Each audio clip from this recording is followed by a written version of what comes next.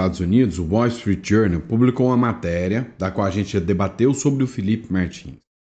Um ponto que passou talvez até desapercebido dessa matéria é a denúncia da Anastasia Grady acerca de um infiltrado pró-Lula e Alexandre de Moraes dentro do governo norte-americano. E isso pode gerar, inclusive, uma investigação por parte, dos norte-americanos agora acerca de quem seria essa figura e os impactos, que isso poderia causar. Ou seja, poderíamos estar falando agora, inclusive, de espionagem, algo nesse sentido? Pois é tema desse nosso editorial de hoje que já chega com tudo. Então, para você que nos acompanha, hoje é dia 28, segundona, dia de trabalhar muito para poder deixar a Janja, o Lula viajar. Hoje, é o nosso terceiro editorial do dia, o nosso chá da tarde. Vamos entender tudo o que está acontecendo na política brasileira, tá bom? E para você que está nos acompanhando, não esquece de se inscrever no canal, curtir e compartilhar, isso é muito importante. Outro recadinho rápido para você. É o seguinte, às vezes você acha que você precisa de um plano B, uma nova estrutura. Já parou para pensar no Uruguai como uma possibilidade de plano B? Para pensar. Um país que pode te oferecer um curso de medicina de graça. Um país, caso o Brasil resolva entrar numa loucura, você consegue atravessar a fronteira por terra. E a gente sabe, depois que um país se torna totalmente socialista, como é o caso de Cuba, Venezuela, talvez você não é muito bem aceito. Então, a possibilidade de você ter um plano B, ou seja, uma segunda residência, é agora. Pode ser que depois seja tarde demais. Então, clica no link aqui e agende uma consulta, tá? Para saber um pouco mais sobre as vantagens e os benefícios. Tanto de ter um segundo plano, um plano B, ou de ter uma offshore, criação de contas bancárias no exterior, tá bom? Entre em contato que eu estou aqui para poder te ajudar. E vamos de matéria, vamos entender o que está rolando aqui na República das Bananas. Vem comigo.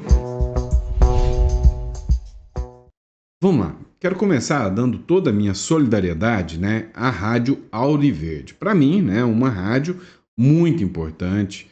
O Pitoli, uma figura que eu não conheço pessoalmente, nunca conversei com o Pitoli, mas uma figura que a gente sabe o quanto faz um trabalho importante. Um trabalho de respeito dentro do rádio brasileiro, do rádio brasileiro e como comunicador, só que sempre está na mira, de quem não gosta, quem fala a verdade. Matéria da Folha de São Paulo citando o Pitoli aqui, ó. Jair Bolsonaro, entrevista completa, rádio do interior de São Paulo se torna a porta-voz do bolsonarismo após ser excluída da rede Jovem Pan. Agora que eles vêm falar isso, isso aqui todo mundo sabe, inclusive segue o Pitoli lá. Rádio do interior de São Paulo, Bauru, se eu não me engano, se torna porta-voz do bolsonarismo após ser excluída da rede Jovem Pan. Com transmissão via YouTube, a emissora Ouro Verde abriga pautas de Bolsonaro, como voto impresso, entre outras. Olha só, a grande questão é que, quando você fala pautas de verdade, o povo vai.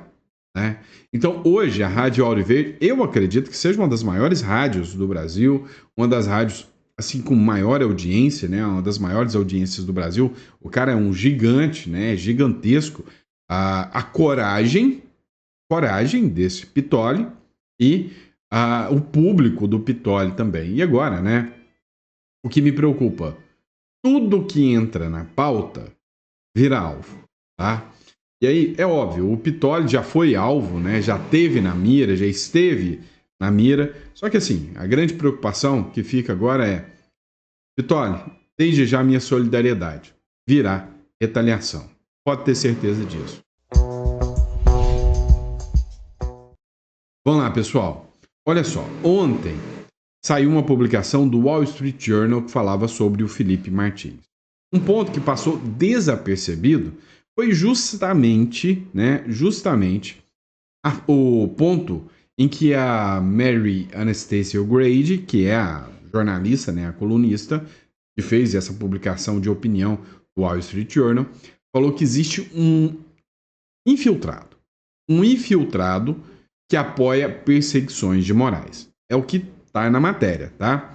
Colunista do Wall Street Journal denuncia que infiltrado nos Estados Unidos apoia perseguições de Moraes. Segundo essa matéria da Gazeta do Povo, Algo parece estar podre no Departamento de Alfândega e Proteção de Fronteiras lá nos Estados Unidos, segundo a, a jornalista, isso em Orlando, tá? E há acusações de que um delegado teria, inclusive, aparecido em Orlando, tentou dar entrada com o passaporte do Felipe, tem um monte de denúncia nesse sentido.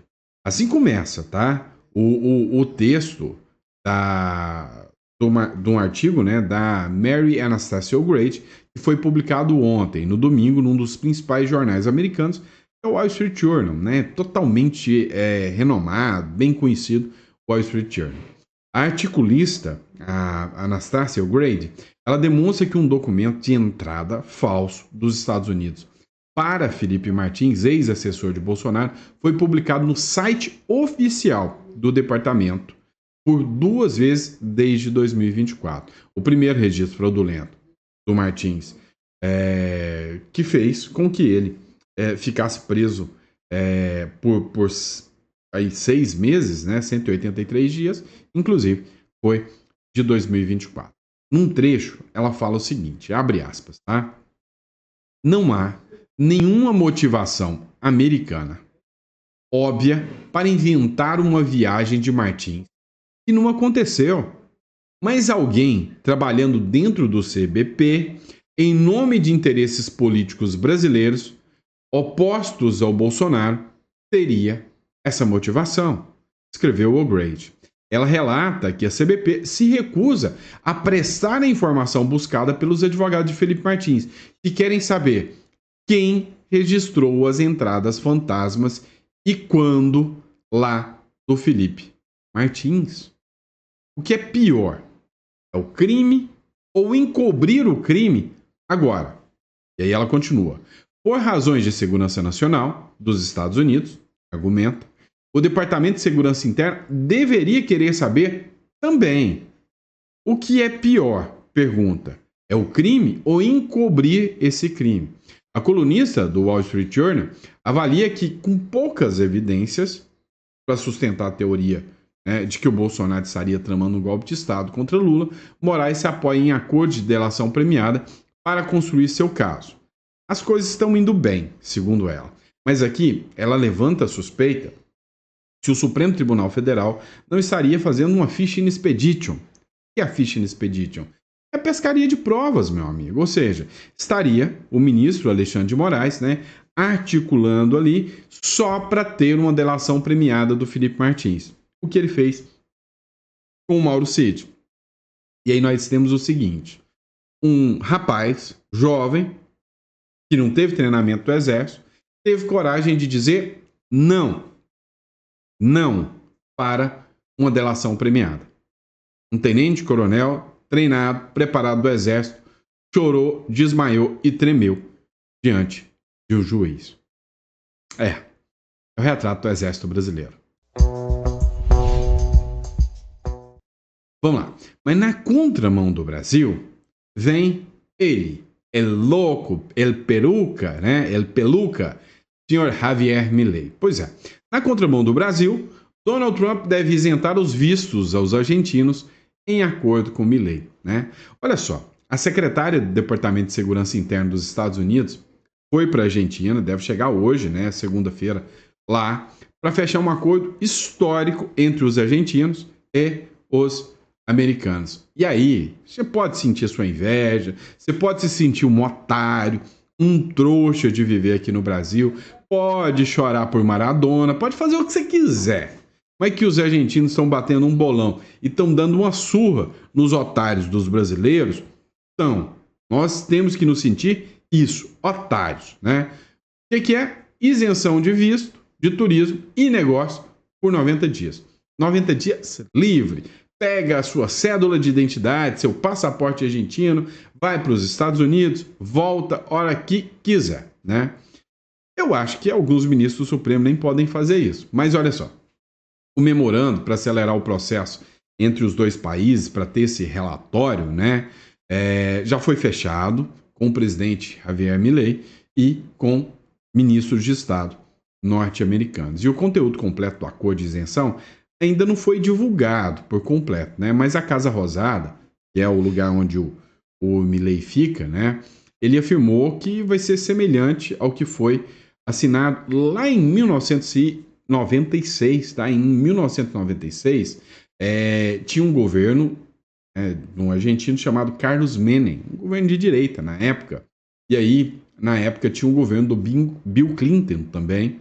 E aí, foi feito em 1996 um acordo de livre, né, circulação entre americanos e argentinos, os hermanos, mas depois foi suspenso em 2002, né? Então, assim, é triste, né, morar num país que literalmente, né, vem envergonhando seu povo, né, com as medidas deslocadas de um presidente ideológico e radical. E por falar em ideológico e radical, a gente precisa falar disso aqui, tarifa. O Brasil vai ser tarifado? Sim, né? O Brasil, dia 1º de agosto, vai tomar vral, vai tomar lepo-lepo, né, para largar de ser trouxa. Pois é, o presidente dos Estados Unidos, Donald Trump, segundo essa matéria do Metrópolis, afirmou ontem, no domingo, que as tarifas que o país pretende aplicar e que atingem, citou, e que atingem o Brasil e outros países, devem começar a valer a partir do dia 1º de agosto. Abre aspas. O dia 1º de agosto é para todos, diz Trump, durante a entrevista coletiva ao lado de Ursula von der Leyen, né, que é representante lá da Comissão Europeia. E aí, como é que fica? A galera tá fechando acordo. O Brasil tá pouco se lixando. O Brasil quer caminhar para o lado de Cuba, de Venezuela. O secretário de Comércio lá dos Estados Unidos, que é o Howard Lutnick, né, uma figura que ninguém conhece, mas o nome dele é massa, Howard Lutnick, né? Já havia antecipado que não haveria adiamento em momento algum. Ele tinha dito o seguinte, ó, abre aspas, não haverá prorrogação, nem mais períodos de carência. Em 1º de agosto, as tarifas serão fixadas, vão entrar em vigor, as alfândegas começarão a arrecadar o cascalho, o din-din. O Trump está se dando bem pra caramba com as tarifas. O Lula foi lá e falou, eu não quero papo com Donald Trump, não quero isso. Mas o Mauro Vieira, que é o chanceler do Brasil, deu linha, correu para os Estados Unidos para bajular aqueles malvadões colonialistas, os americanos. Teve que ir para lá. Dá uma olhada nessa matéria. Tarifaço. Com o chanceler e senadores nos Estados Unidos, o Brasil tem dias decisivos. Foi uma comitiva do Brasil para tentar implorar para o Donald Trump pinico. O Lula está torcendo, está querendo sanção do Trump e os senadores e o embaixador foi pedir pinico. O ministro das Relações Exteriores, que é o Mauro Vieira, chegou aos Estados Unidos ontem, desde o domingo ele está lá, onde vai cumprir uma agenda oficial na ONU. Será que ele vai falar com o Donald Trump? Foi para a ONU, que está previsto para segunda e terça, sobre o conflito entre Palestina e Israel. Vem cá, o cara vai lá para os Estados Unidos, na ONU, todo mundo falando, olha, ele vai tentar resolver o problema do tarifaço. Não, ele vai falar de Palestina e Israel. Deixa eu te contar, depois do Lula, tirar o Brasil, né, sobre a memória do Holocausto. Ou seja, o Lula está lascando para os judeus. É uma vergonha nacional e internacional que o Brasil está fazendo. E detalhe, foi uma turminha, adivinha, aqueles bolsonaristas raiz, como o Marcos Ponte, estão lá, junto com a turma do PT, para tentar tirar as tarifas.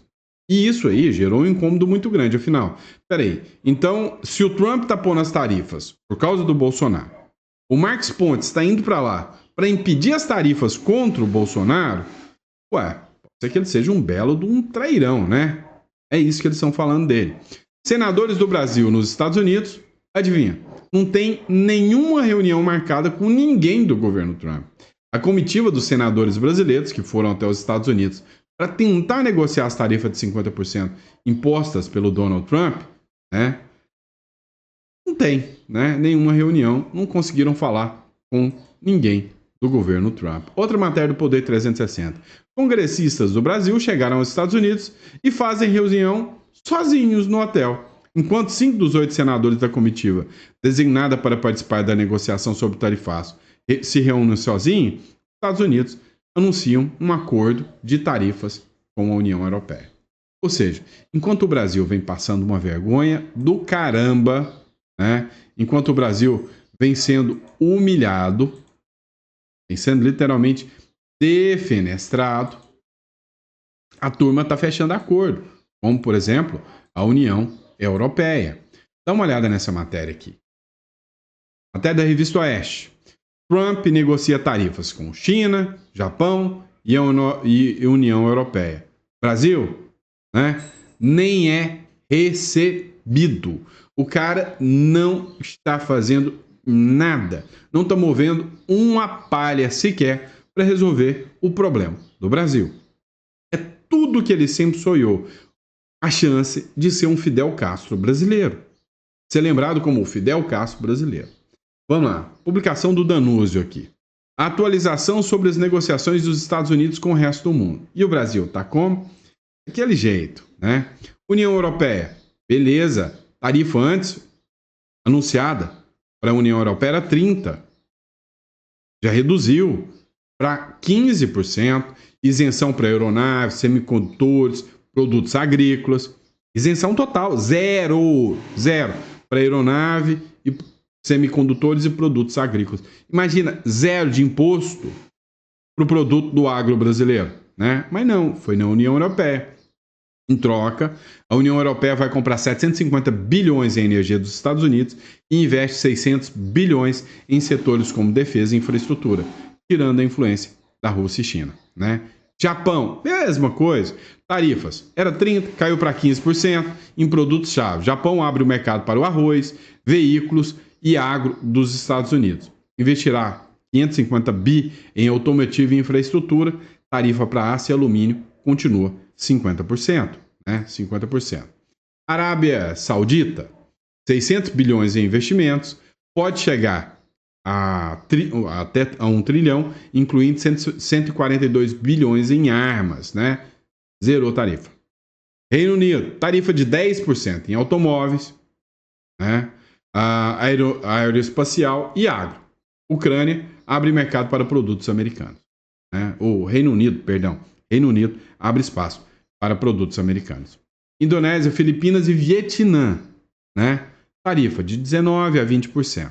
Também reduziu. Está todo mundo negociando. Austrália autorizou a entrada de carne americana após quase 20 anos de restrição. Negociou, reduziu tarifa. Agora o bonitão do mico enfrentando o King Kong aqui no Brasil, sem acordo. Enfrenta a tarifa de 50% a partir de 1º de agosto. Investigações abertas pela seção 301. Negociações travadas. Não estão sendo nem recebidos. E o que pode rolar com o Brasil? Levar, além das 50 do Trump, mais 100 da OTAN. Mas tem gente falando que o Brasil ainda vai decolar, né? Isso é muito trouxa para acreditar nisso. Agora, uma coisa é certa.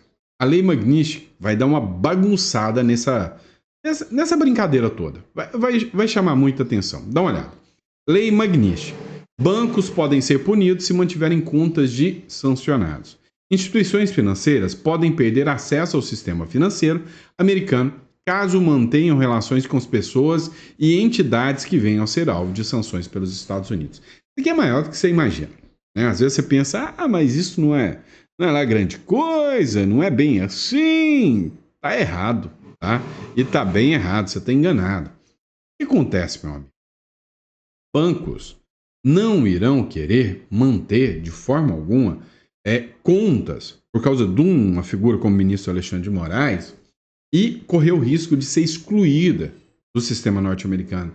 Quem tem grana, cash, din, cascalho, faz-me rir, bufunfa, sabe o que esses caras gostam? De tirar parte do seu dinheiro para investir fora, porque isso aqui é um pandemônio. Isso aqui é uma república tupiniquim. E aí o que acontece? Os caras fazem investimento lá fora, eles precisam, né, de um suporte, ter um banco aqui que eu consiga fazer transações para mandar dinheiro lá para fora. Imagina, o Banco do Brasil vai lá, tem uma conta do Alexandre de Moraes e o governo norte-americano fala, se você tiver conta dele, tá fora. A OTAN é alinhada 100%. Então, todos os países da OTAN, mesma coisa. O que vai acontecer? Vão se lascar. Até, vou montar conta lá em Bahamas, lá uma BVI. Sabe o que vai acontecer? Vai se lascar também. Tá? Vai se lascar também. Isso aí, né? É uma medida da Lei Magnitsky e quando ela é aplicada, meu amigo, quando ela é aplicada, ela dá um impacto bem maior do que você imagina. Dá uma olhada, por exemplo, essa publicação aqui do Von Serran, tá? Karin Khan era procuradora do Tribunal Penal Internacional. Recebeu, junto com outros juízes, as sanções americanas.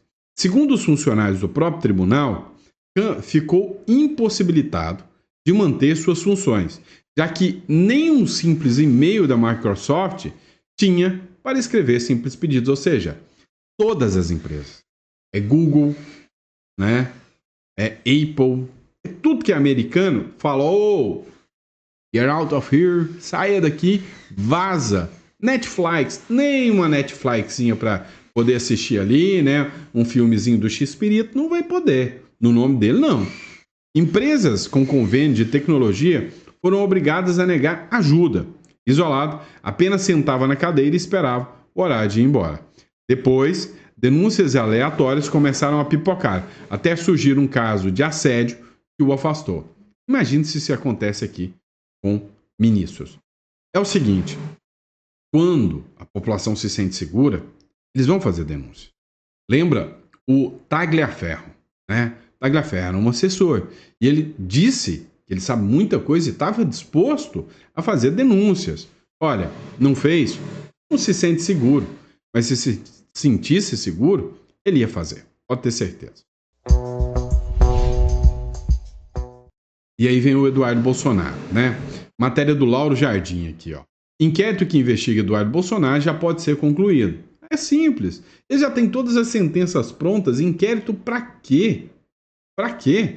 Com o Eduardo Bolsonaro falando pelos cotovelos, e tá mesmo, tá falando pelos cotovelos, o seu pai monitorado por uma tornozeleira eletrônica no Brasil.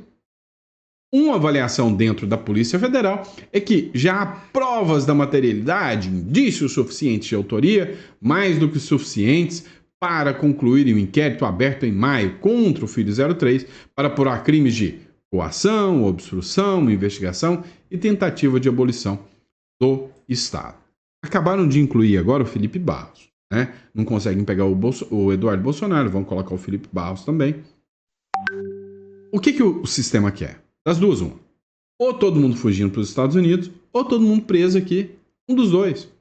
O Eduardo Bolsonaro, nos Estados Unidos, embate com o STF, desencadeou a tornozeleira em Bolsonaro.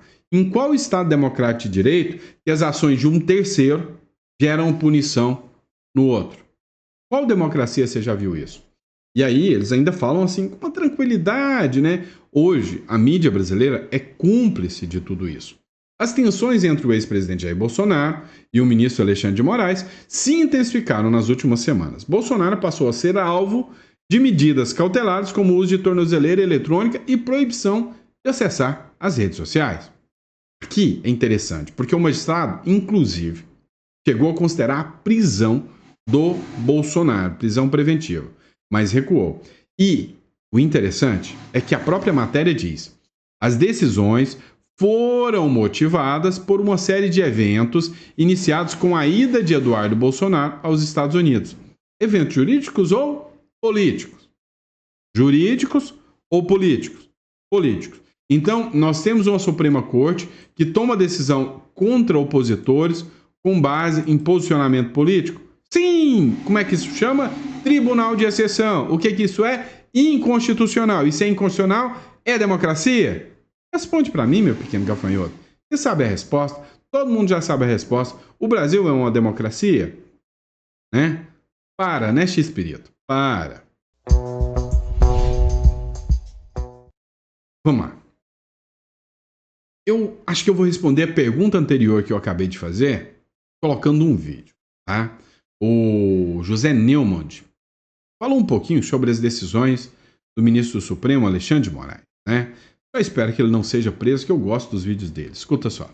Estupefatos com a continuação sem limites do ministro Alexandre de Moraes, relator, vítima, promotor e juiz dos ditos episódios de golpismo, do golpismo tentado, mas não realizado no Brasil em 2023. Bom, vamos aqui ao comentário. Olha, pelo amor de Deus, não, proibir um acampamento de protesto de gente desarmada, não existe nenhuma tentativa de golpe nisso, não existe nenhum atentado à democracia. Atentado à democracia é proibir esse acampamento, é proibir protestar contra um poder. Que história é essa? Estamos de volta aos velhos estados antes da Revolução Francesa?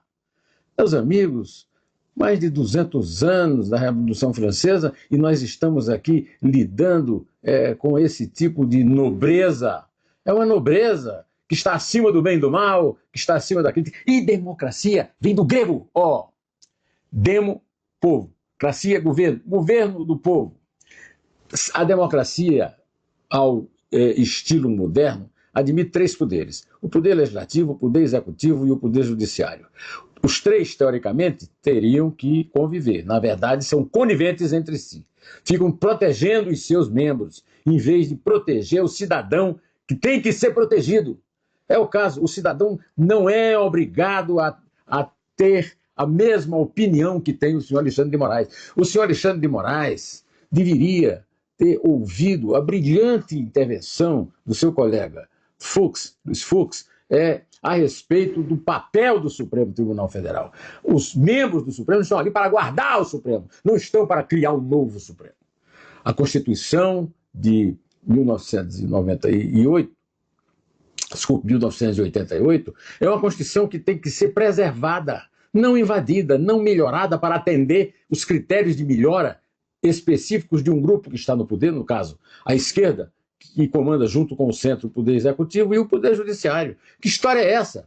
O Poder Judiciário não é eleito pelo povo, o Poder Judiciário é escolhido pelos mandatários da ré privada, que se pretende republicana, mas não é, que é o caso desse tipo de decisão. O governador do Distrito Federal foi obrigado a ir lá, mandar a polícia retirar o acampamento e ainda pedir desculpa porque ela é contra. Quer dizer, o governador do Distrito Federal sabe disso e o ministro Alexandre de Moraes não foi devidamente informado que ele tem que obedecer, ou então ele está fazendo uma alteração gravíssima na Constituição sem ter nem se feito parte dela, né? É uma coisa assustadora. O Brasil chegou a um nível assustador de ameaça à liberdade da expressão, de ameaça à liberdade da alma que leva a informação. Pelo amor de Deus, que coisa terrível, né? Nós estamos vivendo uma noite. A democracia no Brasil está no escuro, na mão dessa gente. Pois é. Gente, mas assim, a mídia, né, finalmente está tendo que mostrar um monstro que foi criado pelos próprios, né? Todo mundo disse que era para salvar a democracia. Vamos destruir a democracia para salvar a democracia. Isso não tem jeito, né? E aí, para encerrar, vamos ouvir aqui um esquerdista que ultimamente vem ganhando muito palco nos canais de direita, né? E a gente está falando aqui do Rui Costa, né? Rui Costa Pimenta, presidente do PCO. Dá uma olhada nesse trecho aqui. Internacional que está acontecendo um negócio muito estranho no Brasil, né? Hoje outro senador aí, não sei se fugiu de fato, mas foi para os Estados Unidos, esse Marcos Duval, né? Eu ia até te perguntar a respeito dele, se a fuga dele não seria um motivo para prender o Bolsonaro preventivamente. Mas por que o Bolsonaro tem a ver com a fuga dele? Não, olha o nível de pergunta. Se a fuga do Marcos Duval não é motivo para prender o Bolsonaro. Olha o nível, né, jurídico dessa gente, o nível de perseguição que essa gente tem. Não, porque na verdade estão todos nesse mesmo contexto, né, de ataque às instituições, etc. e tal. Ele também tinha restrições, como é que eu diria, medidas cautelares aí Pergunta aí se já dá para prender o Lula por causa do rombo do INSS. Não, mas por quê? Não, porque estão todos no mesmo contexto, são todos políticos, né? Tem até o irmão de uma certa figura como vice-presidente de um desses sindicatos. Já dá, já? Não, não dá. A pena não passará da pessoa do condenado. E outra, cara, olha os argumentos estapafúrdios que essa gente usa. Postas pelo Alexandre de Moraes, não podia, estava sem passaporte e foi para os Estados Unidos. Quer dizer, então, em tese, o Bolsonaro pode também estar pensando em fugir. Seria um crime por associação, né? Como o cidadão é ligado ao Bolsonaro e fugir, o Bolsonaro também vai fugir? Não, sim, mas tem antecedentes, né? É um comportamento meio padrão dessa turma. Você olha lá, Carla Zambelli, né? O próprio Eduardo Bolsonaro, que não é um fugitivo tecnicamente, mas está lá exilado, renunciou ao mandato, disse que pode morrer no exílio, né? Então, é uma situação, né? E todos estão querendo criar essa ideia de que o Brasil seria uma ditadura, né, Rui? Eles estão criando, não é que eles estão querendo criar. Eles estão criando. Não é que eles estão criando. A situação, eles estão dando corda, mas quem está criando isso aí é o Alexandre de Moraes. Será, Rui? Esse cara está perseguido, não se sabe por quê, né? Tem cara que tá na cadeia aí por live de internet, você tem que lembrar isso aí. Tem uma velha com trombose, o Alexandre de Moraes mandou ela botar ela na cadeia porque ela é golpista armada. Ela parece assim do SAS britânico, a velha com trombose. O país é um país ridículo e o negócio aqui está totalmente fora de controle. O problema é não ver as coisas objetivamente, né? Você vê objetivamente, o pessoal fala assim, você está defendendo o Bolsonaro. Não estou defendendo o Bolsonaro, é que eu me recuso a participar aí de uma histeria coletiva, você entendeu? E a histeria coletiva também não vai salvar ninguém na hora H, vamos ter claro. Eles estão impulsionando o crescimento da extrema-direita no Brasil. Na cena... Pois é. Você viu que até o Rui Costa, né, já caiu na real, e ele foi claro, olha, não, deixa eu explicar uma coisa para você, tá? Eu simplesmente não vou participar disso aí.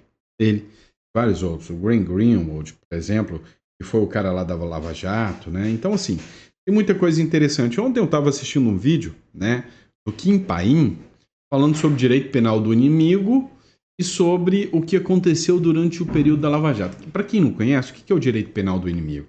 É o seguinte, eu tenho direitos e garantias constitucionais. E esses direitos e garantias constitucionais garantem, né, proteção, né, à dignidade da pessoa humana, entre outros. Uma pessoa que usa muito o direito penal do inimigo, e eu posso dizer, é o Nayib Bukele, né? O que é o direito penal do inimigo? Você é membro de uma facção criminosa. Logo, o seu julgamento é acelerado, né? Eu vou tirar, inclusive, regras da legítima defesa e contraditório. É perigoso? É óbvio que é. É óbvio que é. Eu posso simplesmente falar, olha, Sandro, você é membro de uma gangue. Ah, mas eu não tenho ampla defesa e contraditório para provar que eu não sou. O que eles fizeram? Eles criaram o direito penal do inimigo contra o bolsonarismo. E o bolsonarismo, na visão deles, né, ele não tem a mínima cara de pau, né, falta de cara de pau, de chamar, membros do Hamas, do Hezbollah, são militantes políticos. Presos do 8 de janeiro, a velhinha com trombose, é terrorista. É terrorista. Você entende, né? O nível exacerbado e psicopático dessa turma. Então, o que eles fazem? Se você é membro de terrorismo, você não tem mais direito. Você vai preso por uma live. Se é uma idosinha, você vai presa. Se tem filhos menores, você não tem direito à prisão domiciliar. Então, eles criam todo esse arcabouço, né? Lá atrás, havia uma crítica muito grande sobre, né, a aplicação do direito penal do inimigo, e foi tese de defesa da esquerda, contra o Lula. Agora, eles abandonam a tese do direito penal do inimigo, falando que isso é ilegal, porque agora eles querem a perseguição do Bolsonaro. É uma patifaria sem tamanho. É uma patifaria sem tamanho. Bom, é isso, pessoal. Só posso agradecer vocês. Muito obrigado. Meus amigos, recadinho rápido para você. Olha, muita gente não sabe a importância de uma holding, de uma offshore. Vou te dar um exemplo. Você se sente seguro hoje? Eu atendi um cliente ontem, né? Ele chegou com a orientação do contador dele, né? De que ele está construindo um galpão. E nesse galpão, ele vai colocar o galpão dentro da empresa dele. Porque o contador orientou assim.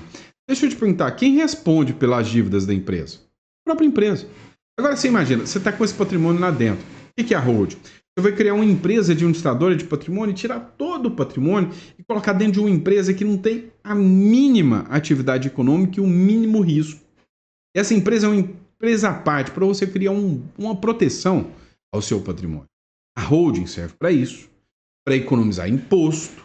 A holding serve para você fazer o seu planejamento sucessório. Depois que você pegou todo o seu patrimônio, então, o galpão da empresa, a fazenda que você tem, o lote que você comprou para alugar, depois que você jogou tudo isso para dentro de um CNPJ, eu te pergunto, empresa morre? O CNPJ morre? Não, nunca. O que você vai fazendo?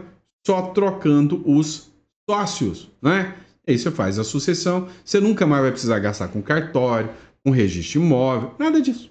Então, se isso é interessante para você, entre em contato aqui na descrição. Você vai agendar uma consulta comigo aí, tá? Você vai agendar uma consulta comigo. Olha, minha agenda é um pouco lotada. Tem os vídeos, tem as consultas. Eu faço no máximo 3 ou 4 consultas por dia.